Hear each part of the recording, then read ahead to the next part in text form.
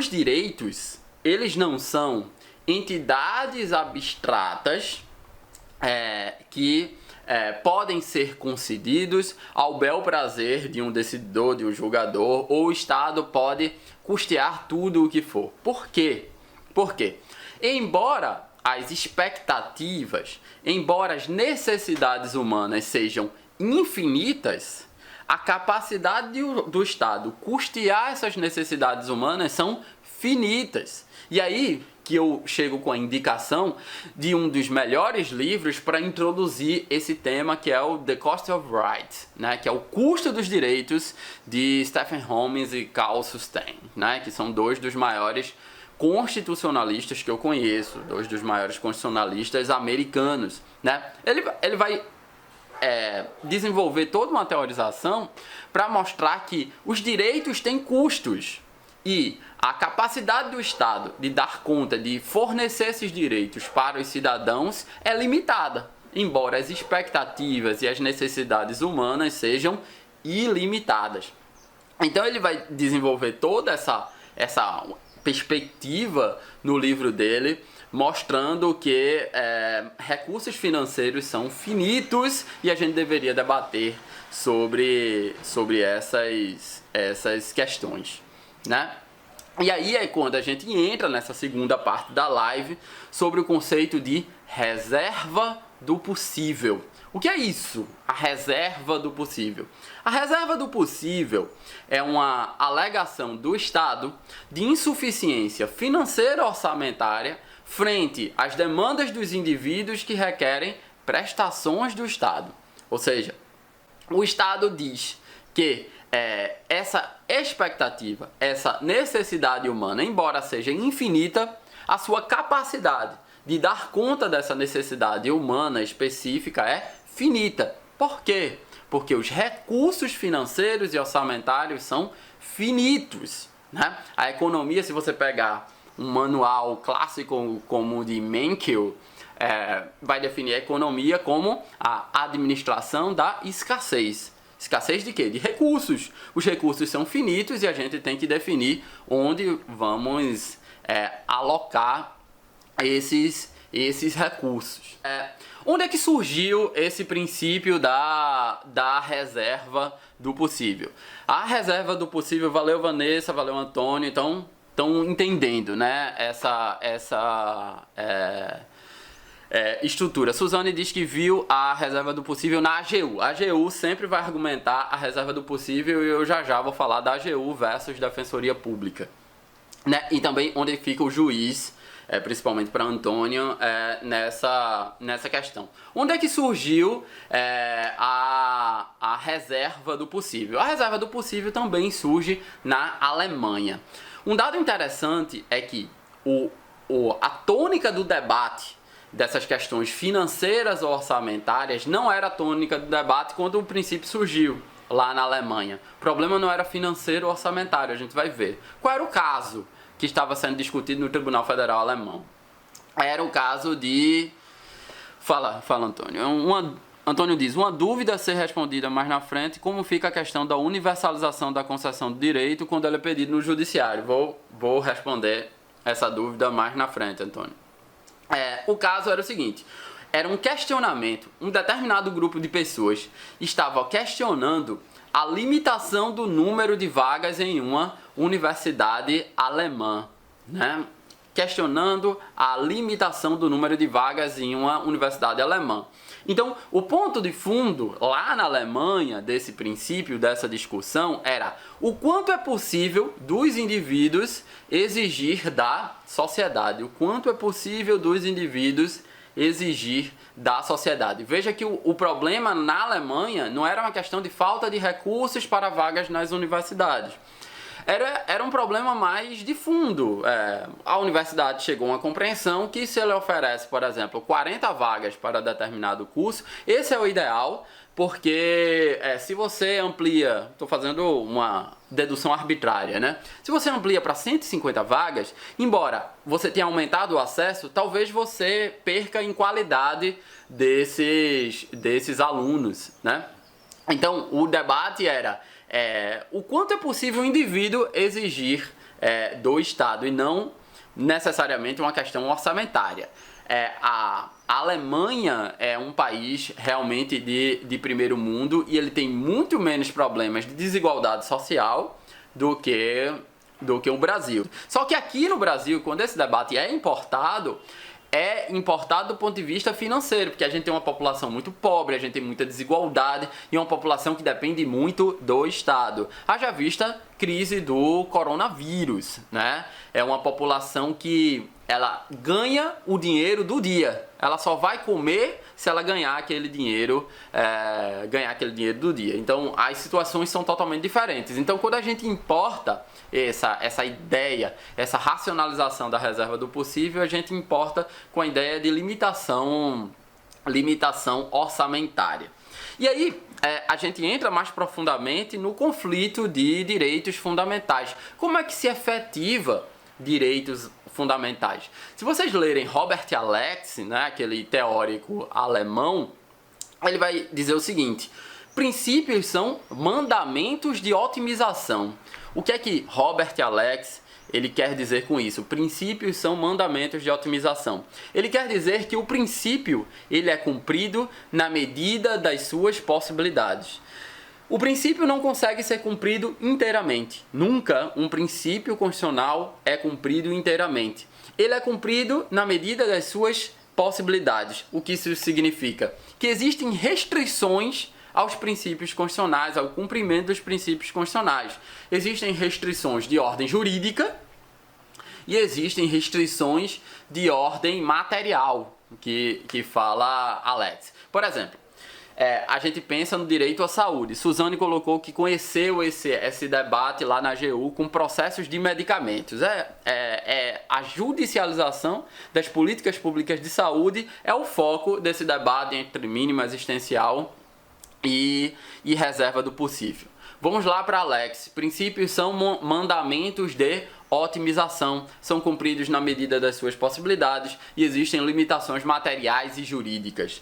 Pense num cidadão que quer um determinado tratamento.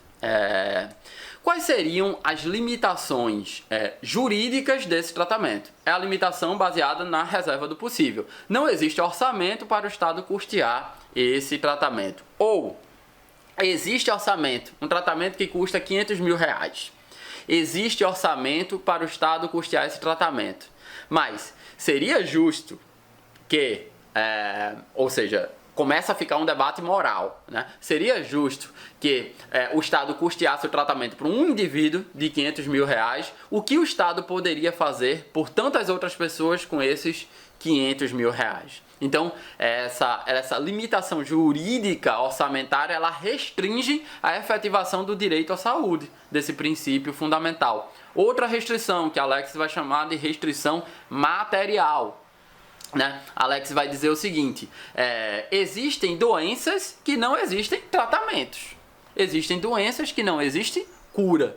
Então, mesmo que nós quiséssemos efetivar esse direito à saúde, existem limitações materiais de determinadas doenças que não têm cura. Se a doença não tem cura, o Estado não consegue proteger esse indivíduo, logo, esse direito à saúde não está perfeitamente efetivado. Então, a gente precisa ter essa dimensão. Bom dia, Emanuela. A gente precisa ter essa dimensão que os princípios, segundo Alex, são mandamentos de otimização. Eles são cumpridos na medida das suas possibilidades, desde que não hajam restrições jurídicas ou restrições materiais, e às vezes combinadas essas duas restrições. Ainda há um segundo problema que o Stephen Holmes fala lá no seu livro The Cost of Rights, né? Que é o problema, bom dia, Albino Costa, que é o problema de como calcular os custos desses direitos, né? Quando a gente investe, por exemplo, em segurança pública, em treinamento para policiais, esse é um exemplo que Kalsenstein ele dá, esses treinamentos policiais, qual é o custo desse treinamento policial e qual é a efetivação disso? Isso vai servir para a humanização da atividade policial ou isso vai servir para a segurança geral da população? Então, o Kalsenstein, ele fala também que existem vários problemas metodológicos que nós não conseguimos estabelecer o custo desses direitos. E aí a gente chega em um problema de prática jurídica. Beleza, eu enrolei vocês até aqui, estabelecemos as bases para o conflito entre o mínimo existencial e a reserva do possível. Vejam que temos argumentos bem diferentes para ambos os princípios. O que é que a prática jurídica diz? O que é que os tribunais dizem? O que é que a doutrina diz sobre como resolver esse conflito entre princípios, né? A doutrina e a jurisprudência não apresentam um tratamento uniforme acerca desse conflito entre esses dois princípios, o que significa que as soluções serão sempre casuísticas, a depender do perfil do julgador, o perfil do decididor, né? O perfil inclusive político do decididor. Como é que a doutrina apresenta essa questão? A doutrina se divide em duas partes, né? Vai ter doutrinador mais ligado e aí a gente chega na questão disso que Suzane colocou, da AGU. Vai ter doutrinador mais ligado à defensoria pública, à advocacia, que vai dizer sobre o caráter absoluto do mínimo existencial, nunca podendo ser restringido pela reserva do possível. E vai ter doutrinador que vai dizer que não existe direito fundamental absoluto, logo o mínimo existencial pode ser não vou dizer desprezado, mas não pode ser atingido, pode em algumas situações não ser atingido em sua plenitude. E aí a gente pega a ideia de mandamentos de otimização de Robert Alex. O que é que eu percebo da jurisprudência dos tribunais, inclusive do STF? A jurisprudência dos tribunais vai dizer o seguinte: o poder público não pode invocar o princípio da reserva do possível se isso comprometer o núcleo básico do mínimo existencial. Vou repetir. Para o STF e para a jurisprudência predominante dos tribunais, o poder público, ou seja, a AGU, não pode invocar a reserva do possível se isso comprometer o núcleo básico dos direitos do mínimo existencial. Se vocês estudaram teoria dos direitos fundamentais, vocês sabem que os direitos fundamentais, como eu disse, não vão ser cumpridos em plenitude, só que não pode ter a invasão do núcleo básico, né? Então, como o Antônio perguntou, como fica a questão da universalização da concessão do direito quando ele é pedido no judiciário? É uma questão muito problemática, mas de um modo geral, se o núcleo básico dos direitos sociais, do mínimo existencial, tem que ser garantido. E esses direitos vão ser universalizáveis? Não vão ser universalizáveis, né? Na minha opinião, bom dia, Rafael Almeida.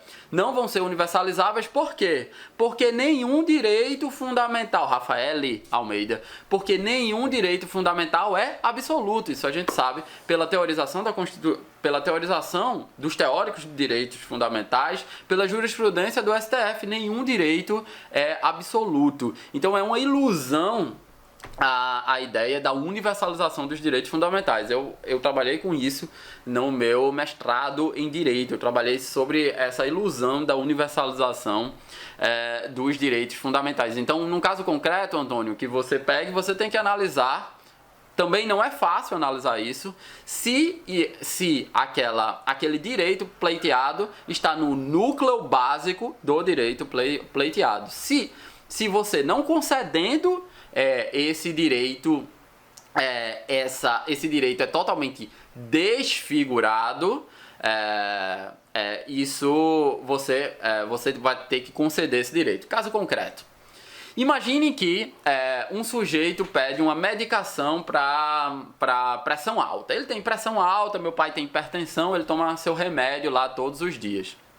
Imagine que um determinado remédio de pressão alta, ele tenha um efeito colateral, que é o efeito colateral de o sujeito tem uma dor de cabeça por 20 minutos. Ele toma um remédio, tem uma dor de cabeça por 20 minutos, mas o remédio é eficaz para baixar a sua pressão.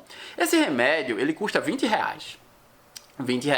Só que o sujeito, ele se incomoda muito com essa dorzinha de cabeça, né? Esse efeito colateral. Ele quer tomar um remédio que não tenha dor de cabeça, mas tenha a mesma eficácia em relação a baixar a pressão dele ou controlar a hipertensão dele. E aí ele pleiteia do judiciário um remédio que não é aquele que dá dor de cabeça e custa R$ 20. O remédio custa R$ 100. Mas não dá nenhuma dor de cabeça. É top.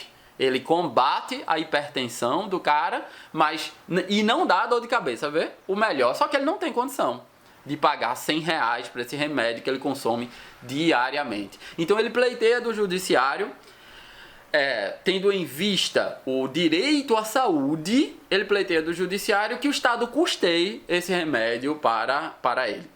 Você, enquanto juiz, você pode, essa é uma forma de argumentação, você pode pensar em outra, mas a forma de argumentação é: esse sujeito tem condição de comprar o remédio de R$ 20.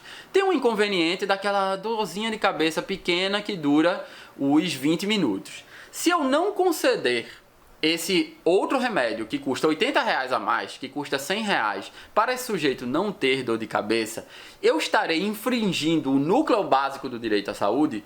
Nesse exemplo meio esdrúxulo meu, mas eu acho que pode acontecer na prática, você não estará ofendendo o direito básico à saúde. Então, no meu ponto de vista, o Estado tem razão. Então, reserva do possível, quem tem razão é a AGU ou a Procuradoria do Estado, já que você é um juiz estadual. Então, você poderia conceder que o Estado custeasse esse remédio, poderia também conceder, porque os cidadãos têm que viver com a maior dignidade possível. Mas se você não concede, você está negando a efetivação do direito à saúde? Não, na minha opinião, porque o cidadão ele consegue custear esse remedinho de R$ 20 que combate a hipertensão, mas dá aquele inconveniente da dor de cabeça. Seria não efetivação e, por conseguinte, invasão do núcleo básico do direito à saúde, se o sujeito não tem condição nem de comprar esse remédio de R$ 20. Ou se o efeito colateral desse remédio não fosse uma dor de cabeçazinha. Esse cara passasse mal e precisasse ficar 6 horas na cama depois que ele toma esse remédio. Aí estaria inviabilizando a própria vida dele, logo estaria atingindo o núcleo essencial do direito à saúde. Então, sobre a sua pergunta da universalização dos direitos, eu não acho, tanto do ponto de vista teórico quanto do ponto de vista da jurisprudência do Supremo, que os direitos são universais, que os direitos fundamentais são universais. Nenhum direito é absoluto. E aí você vai ter que analisar no caso concreto se a concessão ou não daquele direito atinge o núcleo básico daquele direito fundamental específico. Se atingir o núcleo básico, você tem que conceder. Se não atingir o núcleo básico, predomina a ideia de que o indivíduo ele tem que custear sua manutenção de vida. E só excepcionalmente vem o Estado. Não sei se deu para entender esse ponto. Fale aí, se manifeste.